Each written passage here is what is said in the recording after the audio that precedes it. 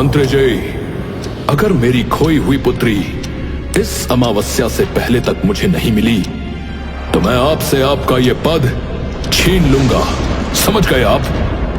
मंत्री माथे पर शिकन के साथ लड़खड़ाते हुए शब्दों में बोला। महाराज, हमें आपकी पुत्री मिल चुकी है। आप चिंता न कीजिए महाराज, बस कुछ पूछताछ जारी है। मंत्री राजा को दिलासा देते हुए वहाँ से एक लंबी सांस भरते हुए महल से बाहर निकल गए। वो अपने सिंहासन का मोह नहीं त्यागना चाहता था। जंगल के बाहर एक पेड़ के नीचे बैठकर मंत्री कुछ योजना बना रहा था। लगता है ये राजा पगला गया है। इतने वर्षों तक इसे अपनी कोई पुत्री याद नहीं थी और अब अचानक से इसको पुत्री की याद आ रही है। ऐसा करता हूं कि राजा को तो यह ज्ञात नहीं है कि कौन इसका असली रक्त है, तो किसी भी गांव की लड़की को पकड़कर इसकी पुत्री बना दूंगा। कम से कम मेरा मंत्री पद तो बचा रहेगा। हाँ। तभी एक जख्मी लड़की जंगल के अंदर से भागते हुए बाहर आई। अरे अरे, कौन हो तुम और तुम्हें इतनी चोट कैसे लगी? वो लड़की कुछ न बोल सकी और वहीं पर बेहोश हो गई। मंत्री उसे वैद्य के पास लेकर गया। उसका इलाज हुआ और कुछ समय बाद उसे होश भी आ गया। मेरे पिताजी, वो मेरे पिता हैं, मुझे उनसे मिलना है। पिता? कौन है तुम्हारे पिता? मैंने भविष्यवाणी सुनी है। उन्होंने कहा कि इस अमावस्या वाले दिन मेरे पिता की जान जाने वाली है। मुझे उन्हें बचाना ही होगा। मैं उस अमृत के बारे में जानती हूँ। ये सब सुनकर मंत्री का दिमाग घूम गया। किसकी पुत्री हो तुम? राजा वीरेंद्र सिंह, मुझे उनसे मिलना है। आंखों पर दबाव के साथ मंत्री लड़की को घूरने लगा। उसका नाम पता कुछ ना जानते हुए मंत्री उस पर फौरन यकीन करते हुए उसे राजा के पास ले गया। मेरी बच्ची, तुम बिल्कुल अपनी माँ की जैसी दिखती हो। आज पहली बार मिली हो मुझे, और ये क्या, इतनी बड़ी हो गई हो? आपको कैसे पता कि मैं आपकी बेटी हूँ? एक ही नजर में आपने मुझे कैसे पहचाना? मैं अपने ही रक्त को कैसे नहीं पहचानूंगा? वो काली रात मैं कैसे भूल सकता हूँ पुत्री, जब दुश्मन तुम्हें पैदा होते ही उठा कर ले गए थे। और अब जब तुम मुझे मिल ही गई हो तो मुझसे दूर मत जाना बेटी। मुझसे मिलने में इतनी देर क्यों लगा दी तुमने? मुझे लगा था आप मुझे नहीं पहचानेंगे, लेकिन पिताजी, मैं आपको कुछ बताना चाहती हूँ। मैंने जब से वो भविष्यवाणी सुनी है, मैं तब से ही आपसे मिलना चाहती हूँ। अमावस्या तक आपको जादुई तालाब के पास ले जाना होगा पिताजी।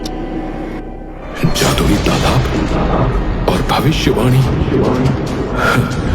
तुम्हें इस बारे में किसने बताया? मुझे एक सपना आया था। एक आवाज ने कहा, पुराने श्राप के कारण राजा वीरेंद्र सिंह की मौत अमावस्या वाले दिन होने वाली है। मेरा दिल बहुत घबराया, इसलिए मैं आपके पास चली आई। पर मैं जानती हूँ कि जादुई तालाब के अमृत को पीने से आपकी जान बच सकती है, और सिर्फ वही है जो आपकी जान बचा सकता है। उस जादुई तालाब तक जाने का मार्ग, वो अमृत हासिल कैसे होगा? वो तालाब किस दिशा में है? पिताजी, एक जंगली लुटेरा है, कंतारा। आज तक किसी के हाथ नहीं आया, पर अगर वो हमारे हाथ लग जाए तो वो हमारे बहुत काम आ सकता है। उसके पास एक ऐसा नक्शा है जो दुनिया के हर कोने तक ले जाता है। जहाँ भी हम जाना चाहते हैं, उस नक्शे में अपने आप ही रास्ता बनता जाता है। हमें उसे ढूंढना होगा। हमारा आदेश है कि लुटेरे कांतारा को ढूंढा जाए, और जब तक वो मिल नहीं जाता तब तक किसी को विश्राम की आज्ञा नहीं है।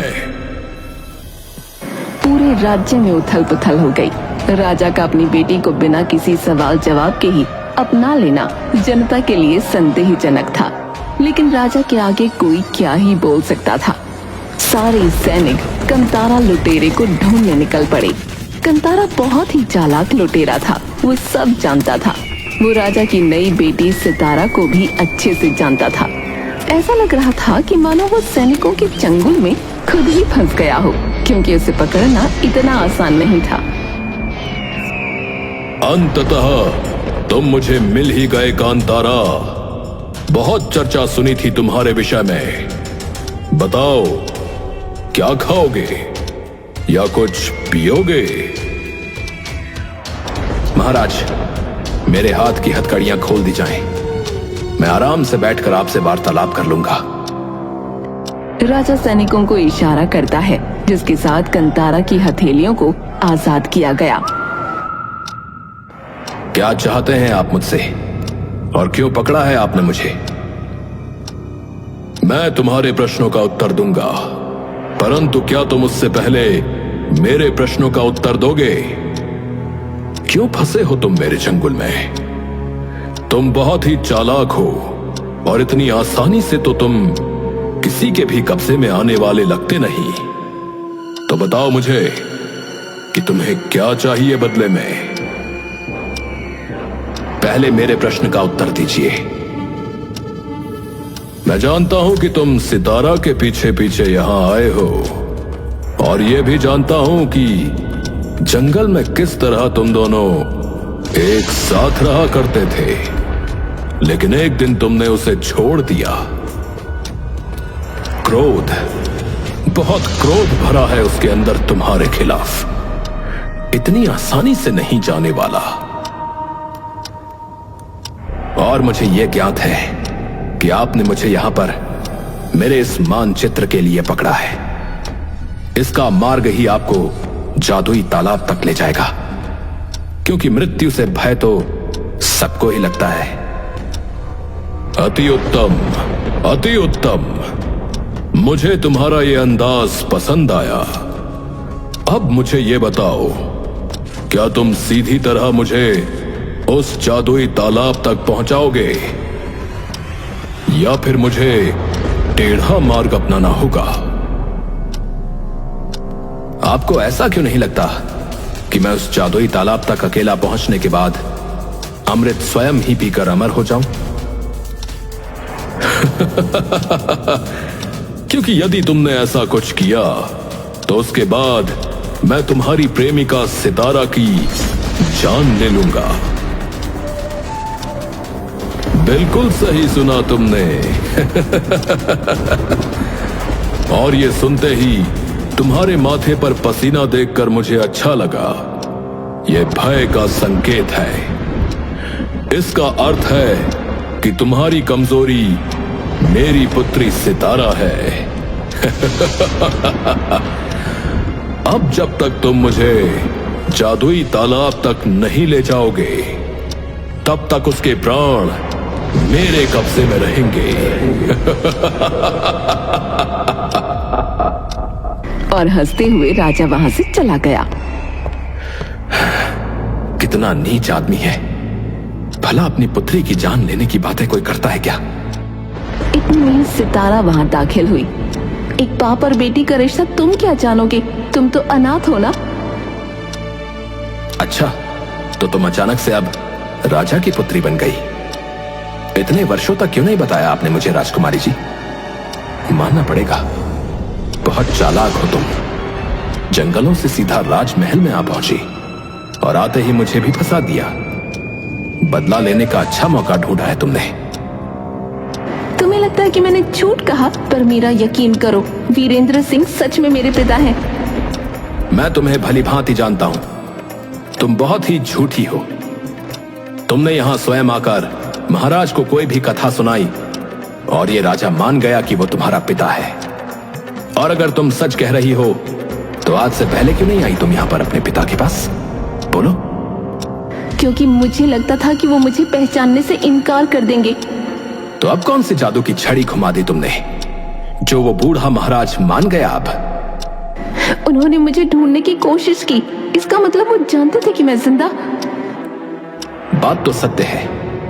तुम्हारे जन्म लेने के 20 वर्षों के बाद उन्होंने तुम्हें ढूंढना चाहा। लगता है कोई बहुत ही बड़ा मतलब छुपा है इसके पीछे।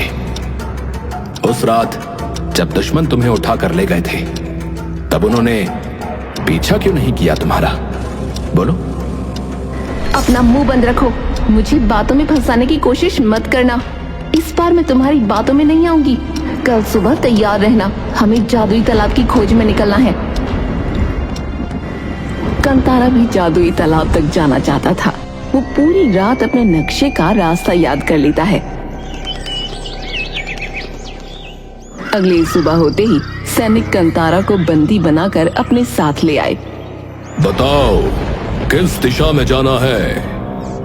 उसके बाद कंतारा जैसे जैसे रास्ता बताता सभी लोग उसी दिशा में आगे बढ़ते रहते।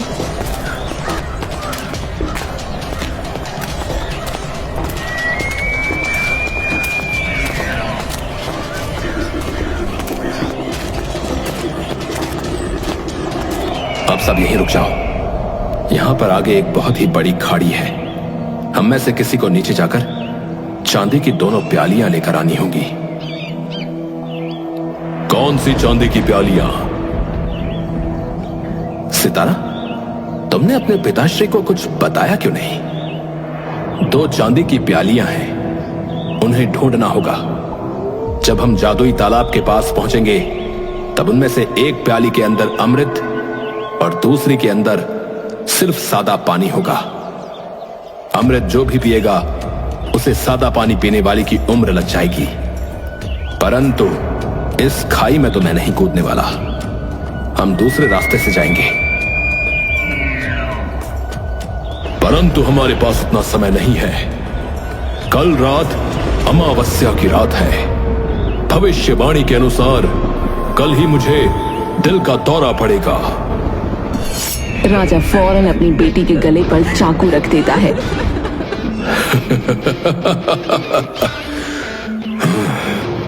अब तुम्हें जाना ही होगा, जाओगे ना? अब देखो उसे कुछ मत करना। मैं अभी चांदी की प्यालियां लेकर आता हूं। और इसके बाद कंतारा भगवान का नाम लेकर खाई में कूद गया। खाई के नीचे एक नदी बह रही थी। कंतारा सीधे उस नदी में जा गिरा। बहुत खूब पिताजी, आप मुझे चोट नहीं पहुंचाते हैं ना? कंतारा को नीचे भेजने की अच्छी तरकीब लगाई आपने मेरे गले पर चाकू रखा और वो फौरन नीचे कूद गया।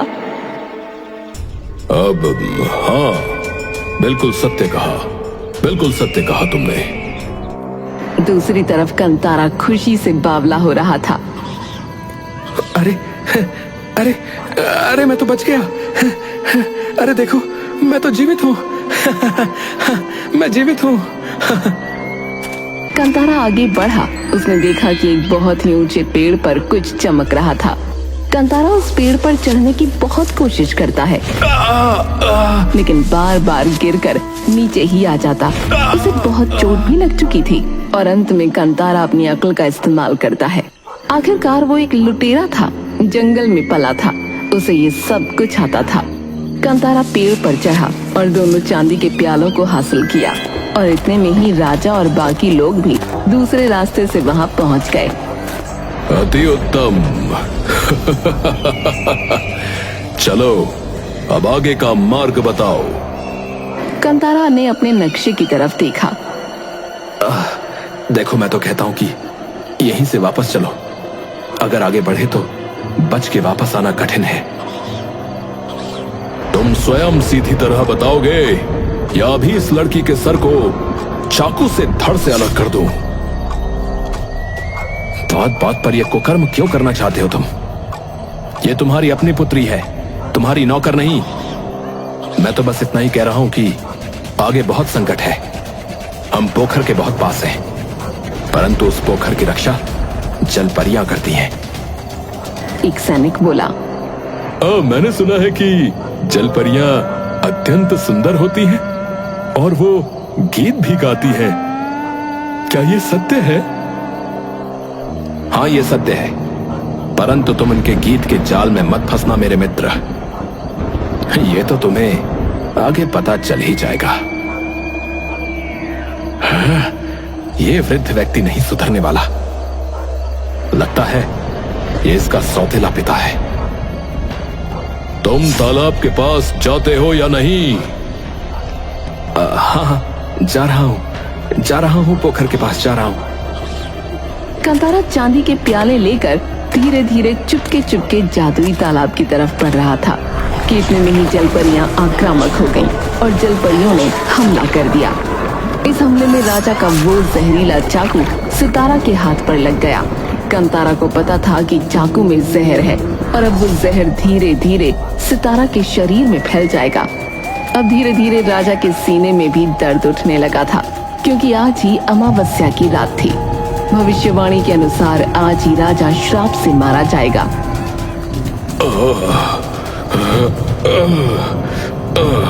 मेरे हृदय में दर्द हो रहा है। सैनिकों, जल परियों का सामना करो।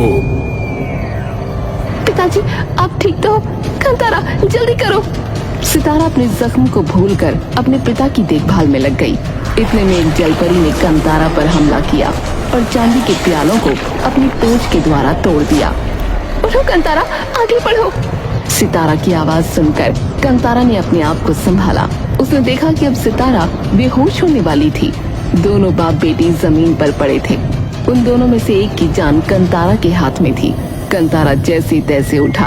उसने टूटे हुए चांदी के दोनों प्यालों में जादुई तालाब से पानी भरा जिसमें अमृत था, और वो प्याला चमकने लगा। कंतारा को पता था कि कौन सी प्याली में अमृत है और किस में सादा पानी। कंतारा अमृत वाला प्याला अपने सीधे हाथ में रखता है और सादा पानी उल्टे हाथ में, लेकिन वो बड़ी ही चालाकी से प्यालों की अदला बदली कर देता है। ये लीजिए महाराज, मेरे सीधे हाथ में अमृत का प्याला है और इस उल्टे हाथ में सादा जल। अब बताइए, ये जल किसको पीना है? तुम तो लुटेरे हो, तुम्हारे प्राण कभी भी जा सकते हैं। परंतु पुत्री, अगर तुम्हें ये कटार न लगती तो तुम्हारी भी आयु बहुत लंबी है, क्योंकि तुम बहुत युवा हो। तुम अपने पिता के लिए अपना बलिदान दोगी ना। तुम जैसे ही ये सादा जल ग्रहण करोगी, तुम्हारी उम्र मुझे मिल जाएगी और मैं बच पाऊंगा। अपने पिता के लिए मैं कुछ भी कर सकती हूँ। परंतु कृपया रुकिए।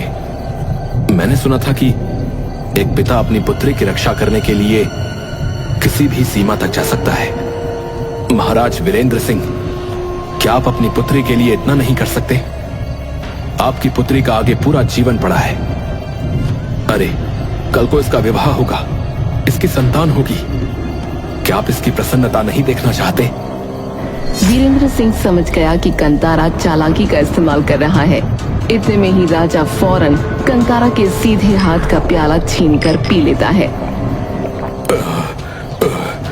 मेरी पुत्री, जल्दी से ये सादा जल पी लो।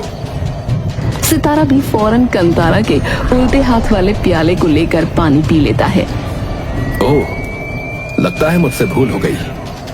मुझे लगता है कि अमृत वाला प्याला मेरे उल्टे हाथ में था और सादा जल मेरे सीधे हाथ में। तो मेरे विचार से महाराज, बधाई हो, आपने अपनी पुत्री के प्राण बचा लिए। ये सुनते ही राजा उठा और अपनी तलवार निकालकर कंतारा की तरफ आने लगा, लेकिन इतने में ही जादुई तालाब की लहरें आईं। लहरों ने राजा को जकड़ लिया और राजा को अपने साथ बहा कर ले गईं। राजा का शरीर अब जादुई तालाब की आहुति बन चुका था, जिसके साथ सितारा के हाथ का जख्म बिल्कुल ठीक हो गया और सारी जल परियां वापस से जादुई तालाब के अंदर चली गईं।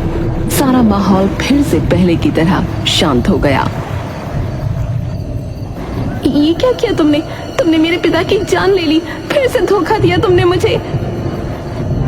होश में आओ सितारा, मैंने तुम्हारी जान बचाई है। क्या तुम्हें ऐसा लगता है कि वो तुमसे प्रेम करते थे?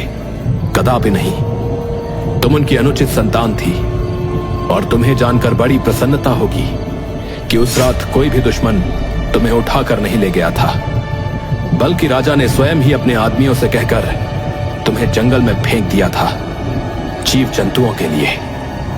राजा ने जब से भविष्यवाणी के विषय में सुना तो वो बौखला गया था, वो पागल हो गया था। उसे एक जवान मनुष्य चाहिए था बलि के लिए, इसीलिए उसे अचानक से अपनी खोई हुई पुत्री की याद आ गई। अब तुम सोचो कि इतना कुछ मुझे कैसे पता? तो मैं तुम्हारी तरह मूर्ख नहीं हूं ना, इसीलिए थोड़े से पैसे क्या खिलाए उस मंत्री को कि उसने अंदर की सारी बातें बाहर निकाल दी।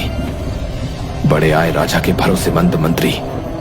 और हाँ, बधाई हो, आज से तो तुम रानी बन गई, क्योंकि तुम ही राजा की एकमात्र वंशज हो। बधाई हो। अब मैं चलता हूं, मेरा काम समाप्त हुआ। मैं कितनी बेवकूफ थी। मुझे लगा इतने सालों बाद मुझे पिता का प्यार मिलेगा, मेरे सर पर पिता का साया होगा। लेकिन मेरे पिता ने तो मेरा सिर्फ इस्तेमाल किया, लेकिन उन्हें उनके कर्मों की सजा मिली। ओह, कदाचित तुम मेरा धन्यवाद करना चाहती हो। उन्हें उनके कर्मों तक तो मैंने ही पहुंचाया ना। अरे छोड़ो, तुमसे क्या धन्यवाद की आशा रखूं। अब जल्दी से चलो यहां से, वरना अगर ये जल परियां जाग गई ना तो तुम्हारे भी टुकड़े टुकड़े हो जाएंगे। चलो। कंतारा और सितारा नक्शे के द्वारा अब वापस राजमहल लौट आए।